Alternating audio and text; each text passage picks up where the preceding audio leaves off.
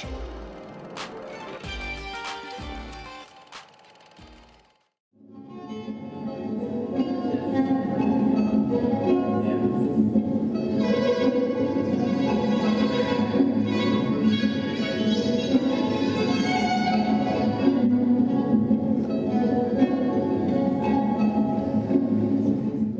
Welcome to another edition of Teen Interviews. I'm Amireh and And I'm Arianna Ramos.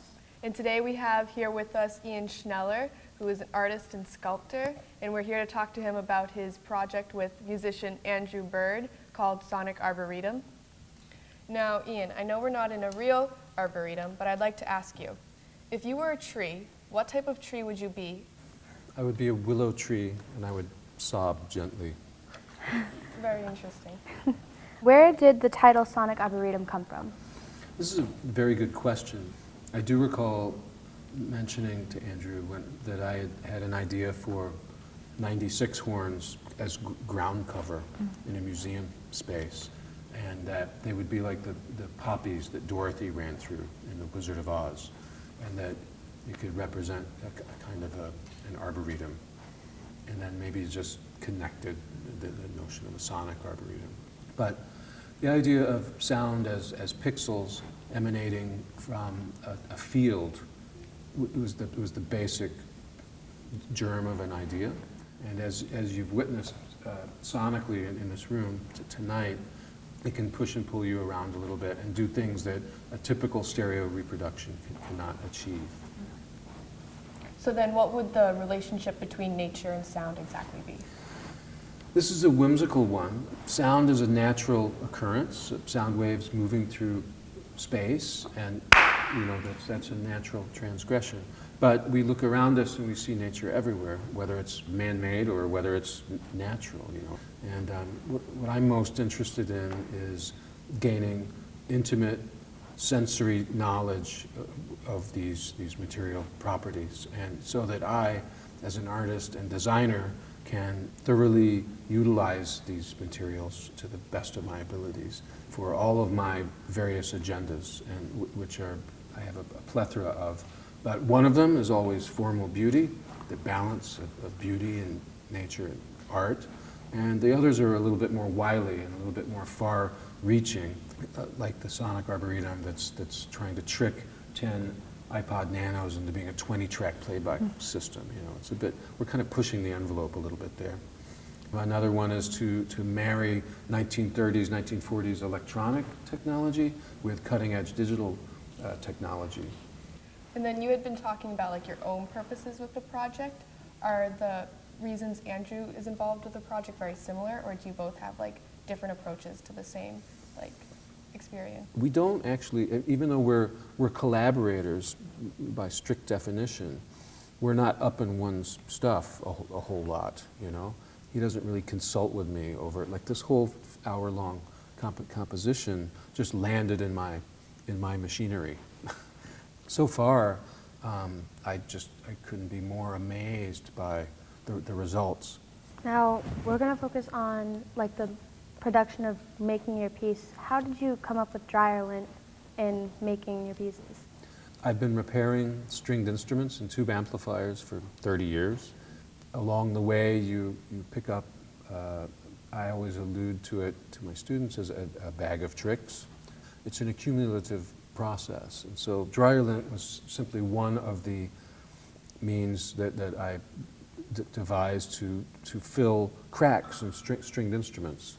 And depending on what garments you dry, you can get rather painterly by choosing the different colors. And the tiny interlocking fibers are actually profoundly structurally strong when they're impregnated with a cyanotype glue. I've used that for a long time, and it was just a very logical solution to reinforcing the seams of these octagonally fluted horn shapes. Well, you put different colors within, I guess that has something to do with the dryer lint, having very different colors, but they all sort of go together. How do you make it work? The colors that I work with in the guitar repair biz, guitars traditionally utilize only a small handful of very specific dyes. And they are the exact same colors that you see spread around this room. And all of the Baltic birch bases are saturation colors of these dyes, and the French polish on the inside of the bells of the horns, anyway, back to the color choices, it's just happened to be a predilection of mine. What type of subjects did you learn or did you study that like helped you to learn how to repair instruments and to learn how to build these pieces? Well, electronics and physics. Formally, I'm academically trained in sculpture, but I've always had a passion for mechanical, electromechanical devices and things that make sound. And understanding music is understanding physics, like a spinning horn that's going to swirl these expanding wavefronts of sound is compressing and rarefying air and emanating sound waves across the room. If you can narrow your focus enough to get on top of the concept, then you can throw it out and come up with new applications for it. The other day I was going, in my shop, I was going to turn off the exhaust fan in the window, and a car alarm was going off outside the window. Right? And as I walked up to the fan, the fan blades were chopping the sound. It was going brrr, brrr, brrr. Like, oh, that's perfect. And what it was a tremolo, a modulating of the amplitude of the sound of the car alarm, just by chopping the sound waves, the same way you would chop macaroni out of a pasta extruder. So this will become the sister piece to the spinning Janus horn. So we'll have tremolo, modulated amplitude or volume, and vibrato, modulated pitch, where the pitch actually goes up and down. We can understand easily as human beings why it's happening, how it's happening, and with this I hope to have the same result. I want my work to be this intuitive and to instruct and exemplify the contrasts between different technologies, and I want you to look at it and see the beauty of simple geometry and basic color. You know, my greatest aspiration is that it will enhance the sensorial abilities by showing us new ways of listening and looking and understanding about things like physics and geometry and sound. Well, now we're going to move into something we like to call a lightning round, which is where we ask a round of speed questions to the artist. You ready? Speed questions? Speed Okay. questions. Ready? I'm ready. Okay. Do you believe in Bigfoot?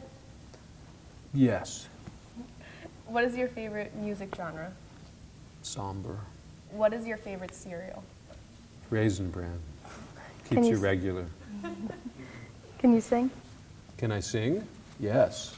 Would you like to sing Yeah, I love to sing. for us? Signora Bella.